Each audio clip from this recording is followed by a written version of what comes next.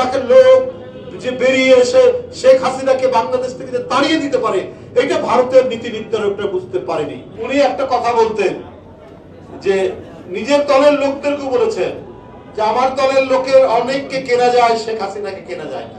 আরে আপনাকে তো সবার আগে কেনা যায়, ভারত তো আপনাকে সবার আগে কিনেছে। কি টাকা শেখ হাসিনা এবং তার পরিবারের নামে বাংলাদেশ থেকে পাচার হয়েছে, ৮০,০০০ কোটি টাকা, এবং সেটার নামও দিয়েছে রূপপুর আণবিক প্রকল্প এবং অন্যান্য মেগা প্রজেক্ট থেকে। শুধু আরো তো আওয়ামী লীগের নানা নেতা আছে, সালমান এফ রহমান, তারপরে আনিসুল হক, যারা লুটপাটের সঙ্গী শেখ হাসিনা, তাদেরটা বাদ দিলাম। শুধু শেখ হাসিনা, সাইবাবাদের পুতুল, সজীবাদের জয় এবং শেখ রেহানার ছেলে ববি, এদের সহ আরো ২-১ জনের নামে ৮০,০০০ কোটি টাকা পাচার। তো শেখ হাসিনা তার এই অন্যায়, তার এই অবৈধ লুটপাট, গোটা বাংলাদেশের সম্পদকে নিজের আঁচলের মধ্যে বেঁধে রেখে তিনি দুঃশাসন কায়েম করেছিলেন। আর এই দুঃশাসন কায়েম করতে গেলে আপনার বিরোধী কণ্ঠকে স্তব্ধ করতে হবে, বিরোধী কণ্ঠের প্রধান নেত্রীকে কারাগারে রাখতে হবে, যেভাবে সাদ্দামরা করেছেন, যেভাবে আরো অন্যান্য ফ্যাসিস্টরা করেছেন, ঠিক একই কায়দায় একই কাতারে শেখ হাসিনা তাই করেছেন। বন্ধুরা আমার, আজকে বিষয়গুলি এইভাবেই বেরিয়ে আসছে। আর গর্তের ভিতর থেকে বা থলের ভিতর থেকে, ব্যাগের ভিতর থেকে কত যে বিড়াল বেরোচ্ছে, সাদা বিড়াল, কালো বিড়াল, লাল বিড়াল, একটার পর একটা বিড়াল বেরিয়ে আসছে, যেটা আসল রং এখন আমরা দেখতে পাচ্ছি। আমি তত্ত্বাবধায়ক সরকারের যে স্বরাষ্ট্র উপদেষ্টাকে ধন্যবাদ দেই। ভাই, প্রথম দেখলাম ভারতের কাঁটাতারের বেড়া, মানে ছাড়া, কোন ধরনের আলাপ আলোচনা ছাড়া কাঁটাতারের বেড়া দিতে গিয়ে বিজিবি এবং জনগণ যেভাবে প্রতিরোধ করেছে তার ছবি আপনারা নিশ্চয়ই দেখেছেন। তো আমি শেখ হাসিনাকেও বলবো এবং শেখ হাসিনার প্রভু যারা রয়েছে তাদেরকেও বলবো যে আপনারা বাংলাদেশকে মনে করেছেন যে বোধহয় ফু দিলে পরেই তারা চলে যাবে। যে এদের যে দেশপ্রেম কত তীব্র, কত গভীর, এটা দিল্লির সাউথ ব্লক এটা বিবেচনা করে, তারা চিন্তায় আছে। ওরা মনে করেছে শেখ হাসিনাকে রেখে দিলে তো আমাদের পারপাস। কিন্তু যাত্রাবাড়ি, উত্তরা, গাবতলী থেকে লাখে লাখে লোক যে বেরিয়ে এসে শেখ হাসিনাকে বাংলাদেশ থেকে যে তাড়িয়ে দিতে পারে, এটা ভারতের নীতি নির্ধারকরা বুঝতে পারেনি।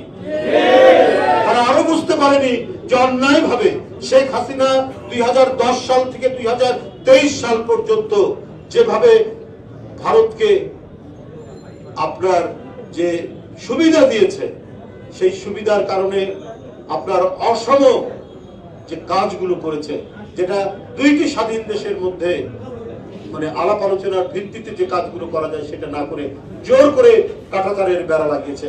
আপনাদেরকে আমরা বলে রাখি যে ১৬০টি জায়গায় শেখ হাসিনার শুধুমাত্র সুবিধা দেওয়ার কারণে আমাদের সার্বভৌমত্বকে দুর্বল করে সে ১৬০টি জায়গায় কাঁটাতারের বেড়া লাগিয়েছে। আমাদের যে সীমান্ত ৪,০০০ কতশো কিলোমিটার, তার মধ্যে ৩,০০০ সামথিং কিলোমিটার হচ্ছে অলরেডি কাঁটাতারের বেড়া দেওয়া হয়েছে। এখন ৮৫৭ কিলোমিটার জায়গা বাকি আছে, সেখানে কাঁটাতারের বেড়া।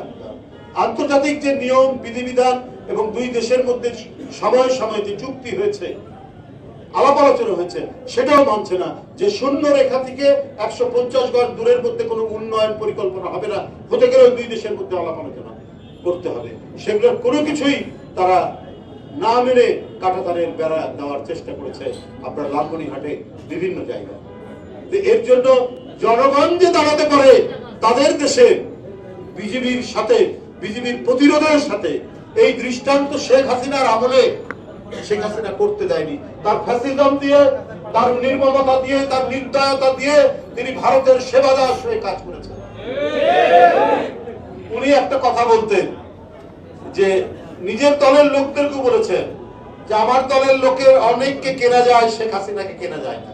আরে আপনাকে তো সবার আগে কেনা যায়, ভারত তো আপনাকে সবার আগে কিনেছে। কেনার কারণে আপনি নিজের দেশের স্বাধীনতা, সার্বভৌমত্ব এবং গৌরবকে আপনি পদদলিত করে তাদেরকে অসম কাজ করার সুযোগ সুবিধা দিয়েছেন।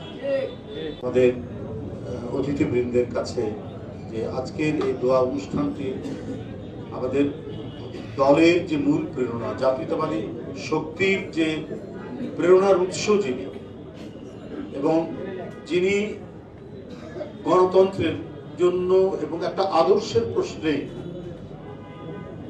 কি ভয়ানক নিপীড়ন নির্যাতন সহ্য করেও আকস্মিক থাকতে পারে, তার যেন গোটা বিশ্বের কাছে একটা দৃষ্টান্ত হিসাবে তিনি আজও আমাদের মাঝে বেঁচে আছে।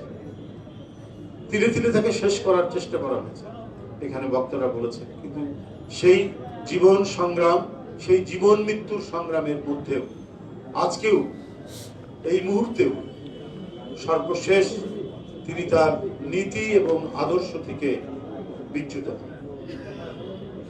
আমরা বিএনপি করি একটা গর্ব নিয়ে, সেই গর্বটা হচ্ছে এই দলের যারা প্রতিষ্ঠাতা, যিনি প্রতিষ্ঠাতা এবং তার সহধর্মিনীর কাছ থেকে আমরা এই শিক্ষাটাই পেয়েছি, যেটা আমরা রাজনীতিতে হয়তো থাকতে পারি, সক্রিয় থাকতে পারি, নাও থাকতে পারি, আমাদের পদ পদবি থাকুক বা না থাকুক, কিন্তু আমরা যে বিএনপি করতাম বা করছি, এই আনন্দটাই হচ্ছে যে আমাদের নেতা নেত্রী ছিলেন স্বাধীনতার মহান ঘোষক শহীদ রাষ্ট্রপতি জিয়াউর রহমান এবং গণতন্ত্র বেগম জিয়া।